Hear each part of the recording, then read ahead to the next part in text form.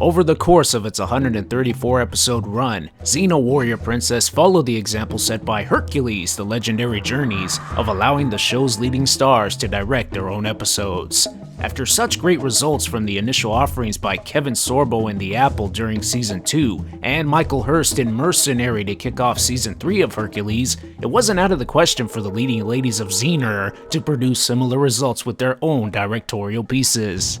As it turns out, one of the leading ladies did get to direct. Twice. Deep in the show's run, Renee O'Connor decided to take command of the Xena ship behind the scenes in 1999 and 2001.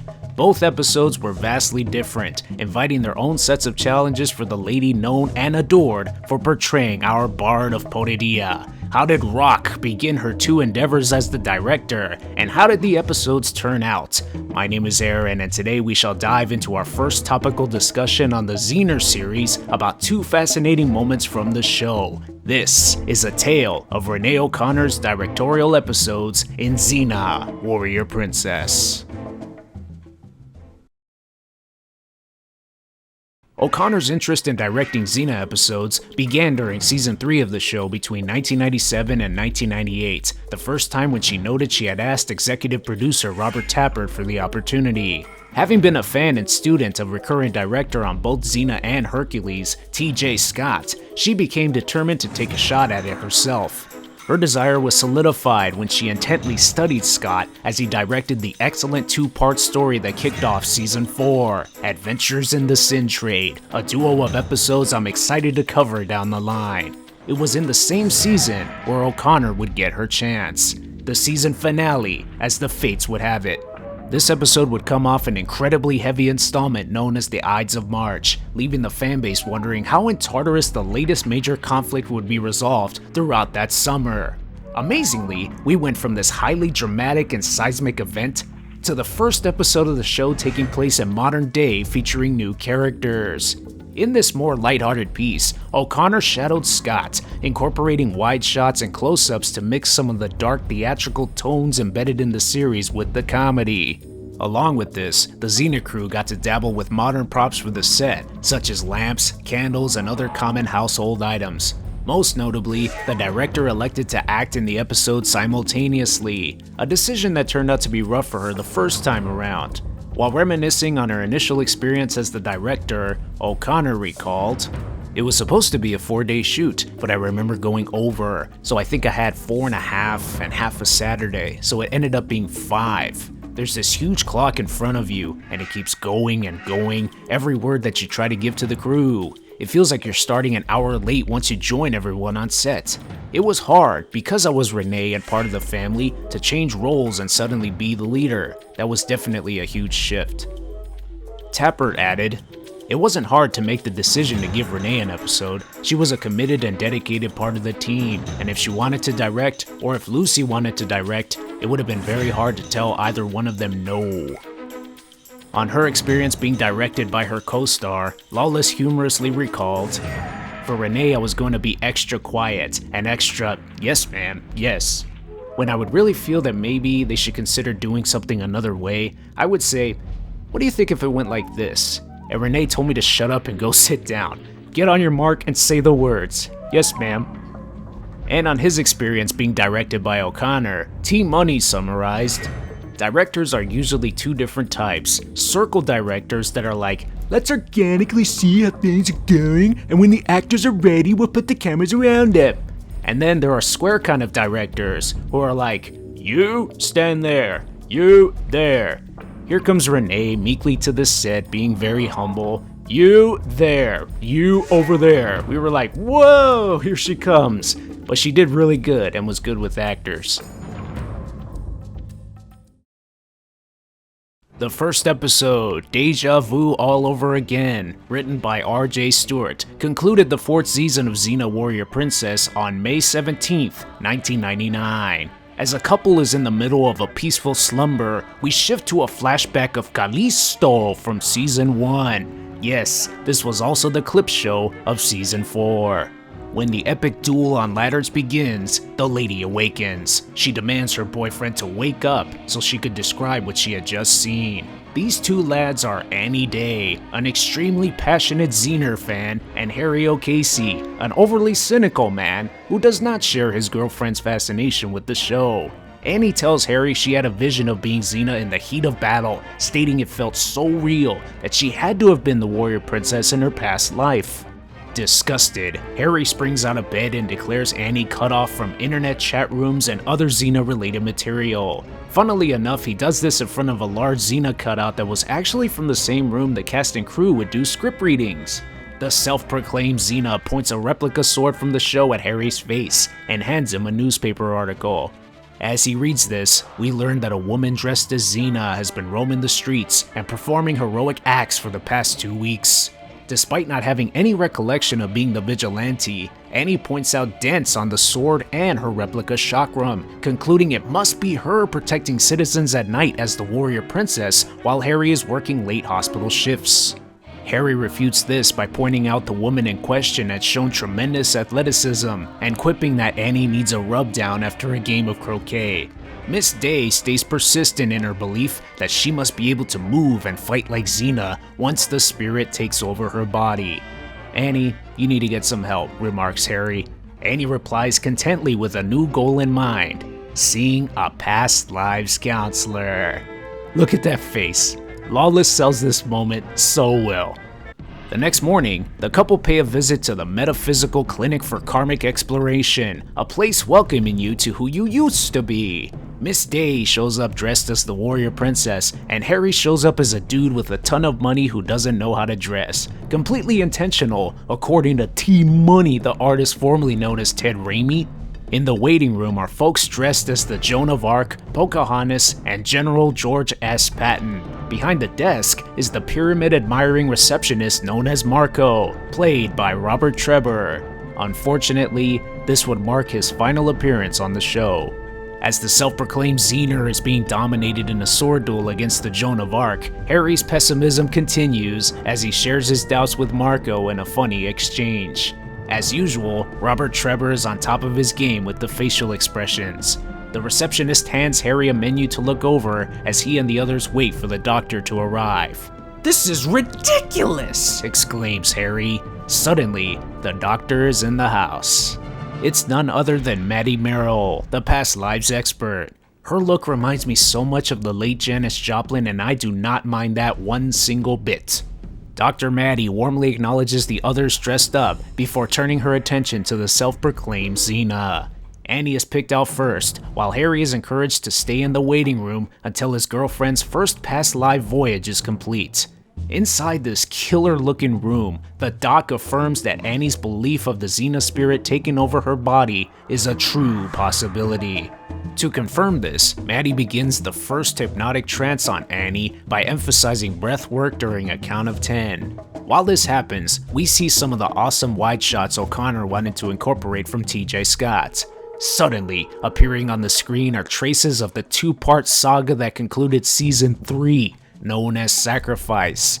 We will get to this down the line, so all I will say about it now is that it's exactly like that season is in general. A crazy roller coaster.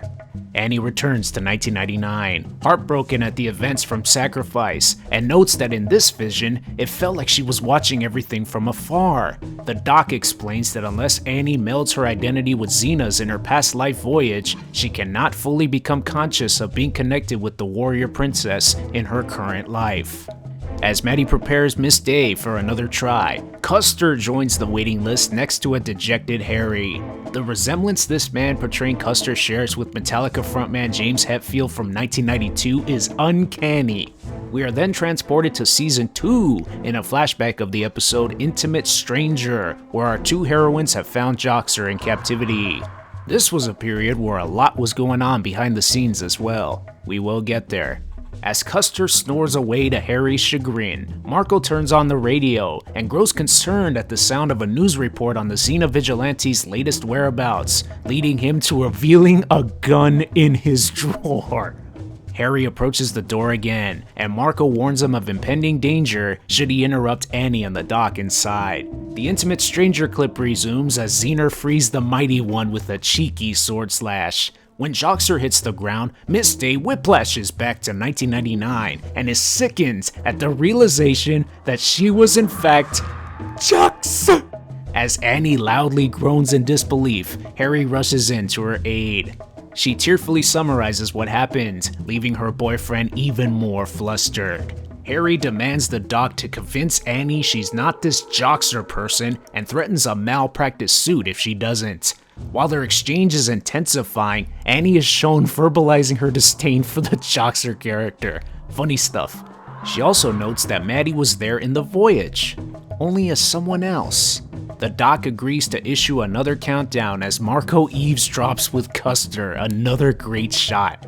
Harry sits off to the side as Maddie initiates herself into the latest voyage with Annie. We then flash back to earlier in season 4 to the brilliant episode In Sickness and in Hell as the Mighty One introduces the two heroines to citizens in a pub. Xena is having a real bad hair day and Gabrielle is dealing with severe itching. The two ladies return to the present and Maddie is not pleased. This exact shot, O'Connor notes later on, is an accurate representation of where her head was once she was in the trenches as the director for the first time. I could imagine her thinking, what have I gotten myself into?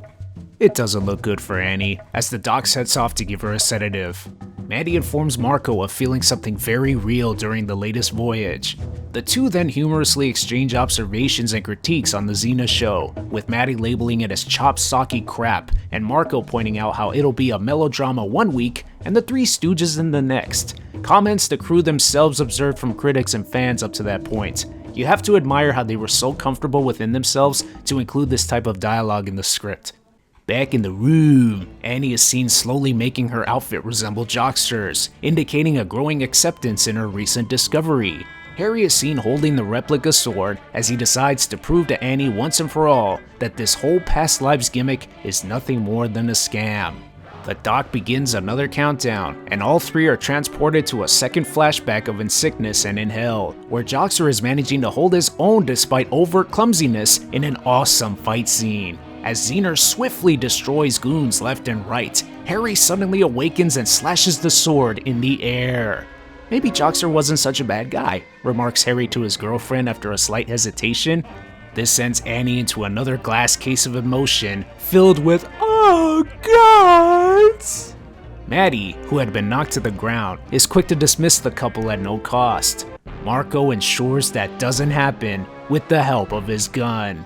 Trevor holding them all at gunpoint after his long stint as Harmonious is so funny. As Marco ties all three lads up, the doc declares she's through with the scam and begs for their freedom in exchange for all the money they've collected. "It's a scam. I knew I couldn't be Joxer," quips Miss Day. Marco then activates a bomb inside a briefcase with less than 10 minutes remaining before their heads are blown off. As Annie Day slowly makes her way to their rescue, Maddie laments her actions to Harry and fears her karma is in tatters. Harry says maybe there was something in that hypnosis technique that Xena wanted for them to learn, requesting another countdown. She obliges, sending us all back to Season 4's bittersweet episode for yours truly, A Family Affair. Don't worry, I'll explain later. They all return utterly confused, with Annie becoming increasingly cynical by noting she wasn't even in the flashback this time. With the clock rapidly approaching the 5-minute mark, the doc counts down once more. We land back in Season 2 during a critical moment from one of my favorite episodes, The Quest. Back in 1999, Harry and Maddie are even more confused. Annie finally reaches them and aims to disarm the bomb with her teeth. Harry sternly asks his girlfriend to back away from the bomb. "It's always, don't do this and don't do that," mocks the sickened Annie before eating an elbow.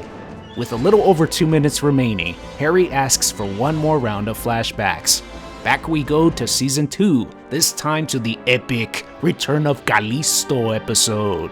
After a quick shot of Xena hurling the chakram in the air with her foot, Harry now knows who the Xena vigilante is. So really, his elbow shot to Annie earlier was symbolic of Xena hitting Joxer. History repeats itself as he uses his foot to hurl the replica chakram in the air, freeing himself from captivity. He then focuses on the bomb, with Maddie suggesting he should cut the red wire. No. Blue. With 2 seconds to spare, the day is saved. "Very good," exclaims Marco. With Harry now firmly established as carrying the spirit of the warrior princess, he smells a rat. His hunch is proven correct, as Marco was none other than the God of War, shape-shifting once again. This marked the first and only appearance of Ares in Season 4. How crazy is that? With the replica sword in hand, Ares explains he had to be sure Harry embodied Xena through the trials of the past life voyages. With January 1st, 2000 approaching fast, Ares notes that the events from Y2K will cause the world to be in a state of chaos. This opens up an opportunity for the two, as billions will surely be in dire need of new authority figures to look up to. The God of War is indeed still after Xena's heart, because he's a sentimental kind of guy. This leads to a flashback of the Reckoning from Season 1. Nice. When we return to 1999, Ares is calmly pointing the sword at Maddie's throat, solidifying that the Doc embodies the spirit of Gabrielle. Despite the familiar card played by Ares, Harry declines his offer. "Are we gonna fight again?" asks the God of War. That quote never gets old for me. "Bring it on," retorts Harry. Team Money gets his first opportunity to fight gracefully against an opponent since Season 2, as Harry and Ares duke it out. The God of War with the replica sword, and the would-be warrior princess with an umbrella. After a back-and-forth exchange that includes Ares seemingly predicting the future of phone books with a sword slash, and Annie slowly freeing her hands with the chakram, Harry is able to disarm Ares and flips him to the ground. The spirit of Jockster gets the last laugh as Annie Day clocks Ares with an urn. O'Connor later remarked she felt it was important for Annie to do this as a means of allowing the character to strongly carry on with her past life identity established. After Ares disappears, Harry frees Maddie, and Miss Day has had enough of this crap. She breaks up with Harry and summarizes the bond Xena shared with Gabrielle to Harry, since he could never even stay awake during the teasers, prompting a flashback to a killer episode from Season 3, One Against an Army. "She's your soulmate," concludes Annie. She goes on to praise how much Jockster helped him out in the past, noting he had the heart of a lion. Finally, she humorously acknowledges the peace she feels inside, knowing that the Xena vigilante going inside her underwear drawer at night was for a good cause. Classic piece of dialogue referencing a scene that was cut out from the episode. As Harry and Maddie sit down side by side, we witness the final montage that includes brief shots of their past relationship from Seasons 1 through 4. "It's been a long time," says the Doc. "It's been too long." "Friend," replies Harry. Annie Day peeks back into the room to find Harry and Maddie sealing things off with a kiss. Ooh, some of the fans are not going to be happy about that. The episode ends with Miss Day singing an improvised version of the Jockster the Mighty theme from Season 2 as she dances off into the sunset. She's Annie the Mighty. Who knows? Maybe she'll be Xena in her next life. I really enjoy this episode. Seeing as how Season 3 ended with a dramatically charged 2-part saga, it was nice to get a more light-hearted installment as the finale here in Season 4. It would take nearly 2 years for O'Connor to get another chance at directing in the series. Once the opportunity arrived, she was delegated an episode that was more traditional in the Xena world, a serious theatrical piece with more than one fight scene shot in 8 days. The series was now in the middle of its 6th and final season, featuring a number of episodes concluding many of the story arcs that had been built up over the course of the show's run. The one involved here was the beginning of the end for the Amazon saga. According to Season 6 writer Joel Metzger, this episode was originally intended to be a lot like the original Karate Kid from 1984, with Xena teaching the reckless young queen different pieces of Amazon wisdom without making it obvious, a la Mr. Miyagi having Daniel-san perform routine chores to work the Miyagi-Do techniques into muscle memory. This would eventually lead to the epiphany by the end of the episode. Tapper declined to use that approach, so it was settled to incorporate the influence of the novel The Most Dangerous Game instead, a story of a brutish warlord taking out Amazons one by one as a blood sport while awaiting a worthy challenger. Who would be the best director for this type of episode? Renee, quipped the executive producer. O'Connor recalled, "I asked if I could direct again and it was the last season, so we both realized that acting and directing wasn't my strong suit. I was trying to find a way to put me in an episode that was quite Gabrielle light. It came right after a hiatus, so I had the ability to do the pre-production before. It worked out very well that I was only in the bookend of the episode." A couple of things to mention before diving into this one. The Amazon Nation had gone through several changes in the casting department, largely due to past members getting cast on other shows. Enter the latest Amazon princess, Vadia, played by Citsanina Joelson. Some of you may remember her from the original Bring It On film released in 2000. The warrior princess continued to evolve into a more compassionate individual while maintaining her tenacity in battle. Starting in Season 5, she began wielding a new version of the chakram resembling the yin-yang symbol, and it is cool. In the same season, Gabrielle had begun to fully embrace the way of the warrior, with a pair of Japanese sais as the aptly named Battling Bard of Poredia. Her hair had slowly been regrowing after it was cut during Season 4, and she wore another new outfit, a slight modification of her Season 5 appearance with a noticeable touch of green on her top, seemingly in tribute to the classic money bra outfit. Finally, to the delight of yours truly, she now had her own Argo.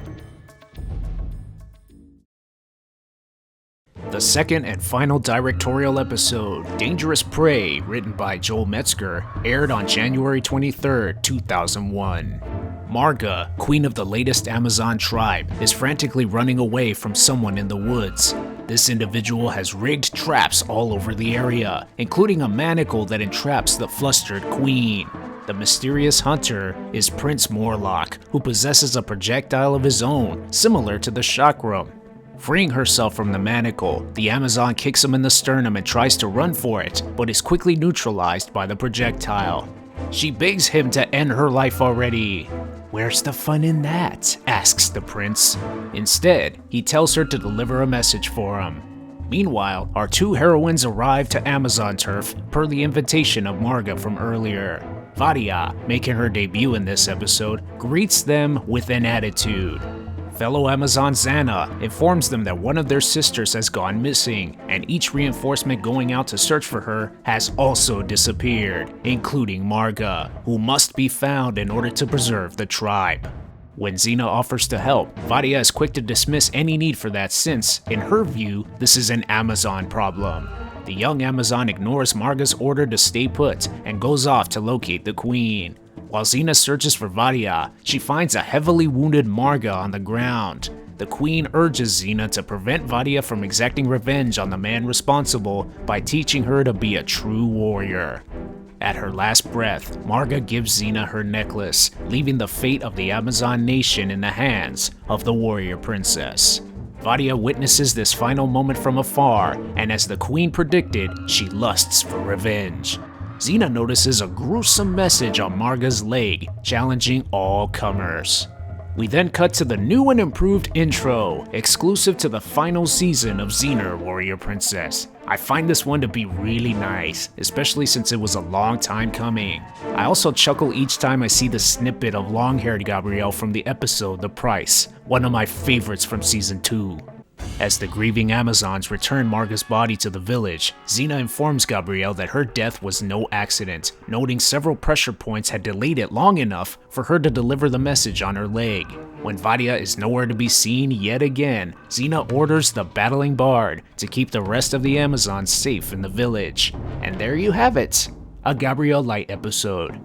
As Vadia searches for her queen's killer, she activates a trap, dangling her upside down from a tree above. A group of Morlock's men arrive, led by his second-in-command, Raxar. He tells Vadia she should feel honored since the prince hunts down the best.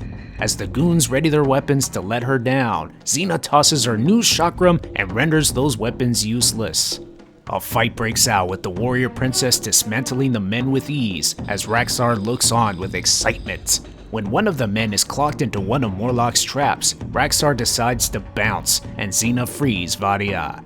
Catching a glimpse of the second-in-command as he rides away on a horse, Xena is not pleased to find out the trapped lad had voluntarily ended his life before gathering information on Raxar's whereabouts. Before Vadia can even think about following him on her own, Xena uses one of the chains from the traps on her as a leash. Meanwhile, in a tent, the prince is in the middle of sparring with his men while blindfolded. Am I the only one who thinks Morlock resembles Johnny from the Cobra Kai in this shot? Maybe if he was in Mortal Kombat? Either way, this part is real cool. Raxar returns to the tent and informs his leader about Xena, who he mistakes for being an Amazon before labeling her as one of a kind. Back in the forest, Vadia is still filled with vitriol over the warrior princess keeping her tied down and killing several of her sisters in the past. Xena eats a right hook from the young Amazon and lets it go to fulfill Marga's dying wish of protecting the new queen. In the prince's tent, Morlock boasts over hunting down several creatures he has on display without breaking a sweat. He notes his disappointment with the Amazon nation for being unable to find one able to offer him a real challenge. Raxar assures his leader that this time, it's different. Xena, in his words, possessing the strength of many men and the speed of lightning, is the worthy adversary Morlock has been waiting for. The prince urges his second-in-command to prepare the men for a hunt. Rain! Behind closed doors, Xena tells Vadia of Marga's wish for the warrior princess to teach the young Amazon about being a warrior, and it being impossible to fulfill if Vadia can't learn. When Xena unchains Vadia, the young Amazon springs into action and another fight breaks out. No matter how many times Xena tells her to control her anger, Vadia strikes back with furious intent. There are some nice exchanges here, including the moment Xena tosses Vadia into this pillar, causing it to collapse.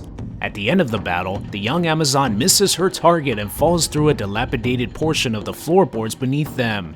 Hanging on by a thread, Vadia is saved from an even bigger fall by Xena with the chain from earlier.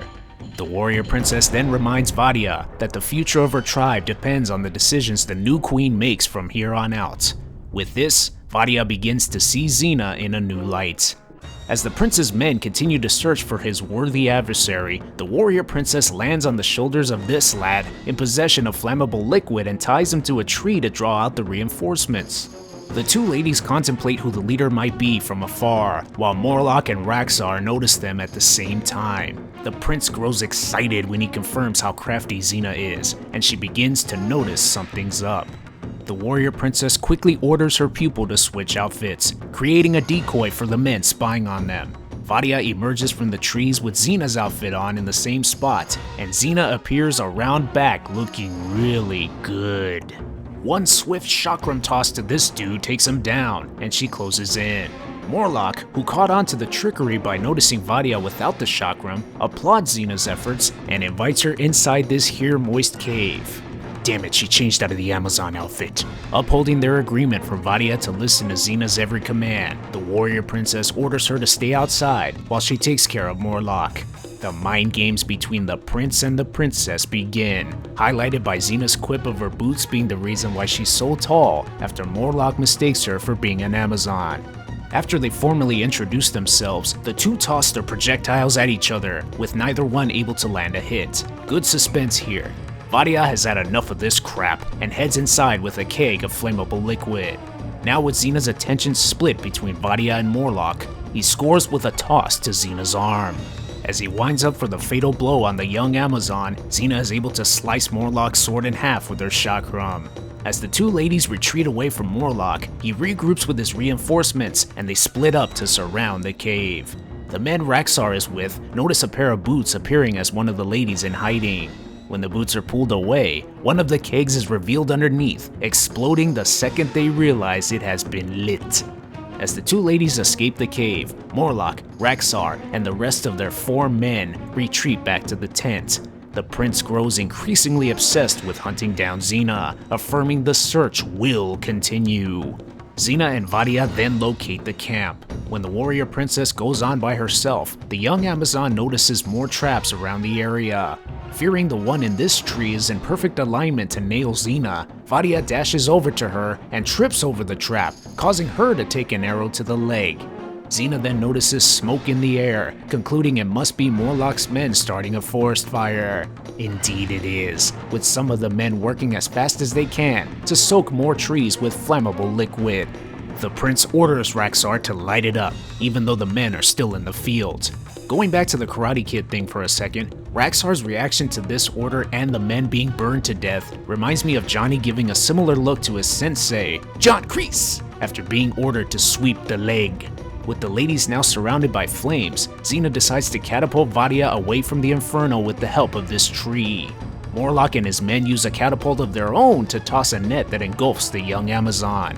Xena sprints her way through the fire and flames in desperate search of Vadia. These shots are amazing. Morlock demands Raxar to escort the young Amazon over to the arena, and he hesitantly complies. Xena is able to locate Vadia tied on top of this sweet-looking tower assembled with wooden logs thanks to her cries for help. When the chakram toss to free Vadia is negated by Morlock's projectile, the prince and the princess engage in the battle he's been waiting for all his life. This duel is fantastic with lots of back and forth physical and verbal action. When the prince draws first blood on the princess, Xena jumps over to the tower and the action continues. As they both exchange sword slashes on the tower, some of the logs go out of place, necessitating even more craftiness from the warrior princess to maintain the balance. While she is briefly sandwiched in between some of the logs, Morlock springs up to the young Amazon for some more taunting. Xena is able to kick one of the logs back into place and eventually springs up to free Vadia. The young Amazon jumps off the tower at Xena's command, and Morlock continues the assault up top. When he states he'll eventually gain the upper hand because of how much this fight means to him, the warrior princess suddenly has an epiphany. Why give him the satisfaction of fighting at all? She jumps off the tower to the prince's dismay. "You will fight me!" growls Morlock as he angrily kicks the log that Vadia was tied to down below.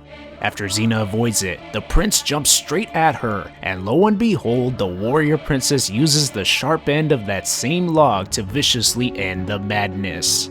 "You lose," proclaims Xena.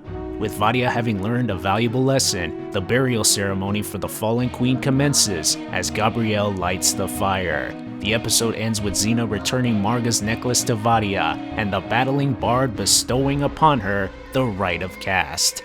"I will make you proud, Marga," affirms the new queen. Another superb installment from O'Connor in Season 6.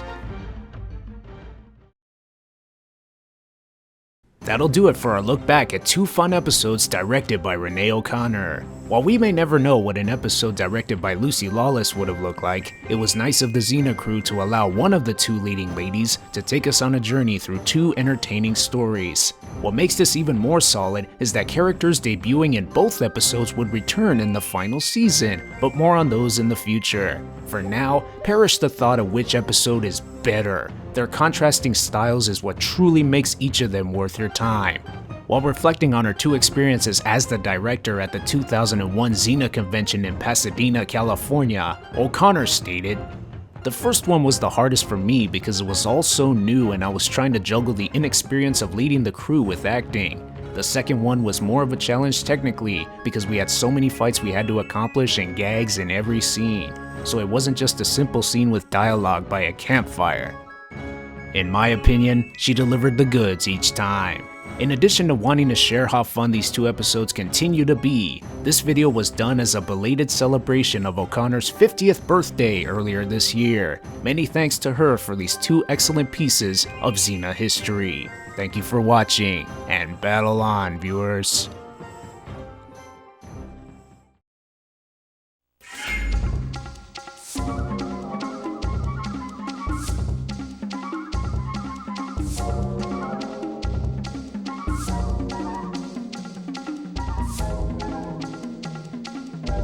Hey, the Xena Season 2 video will be uploaded next. See you there in 2022!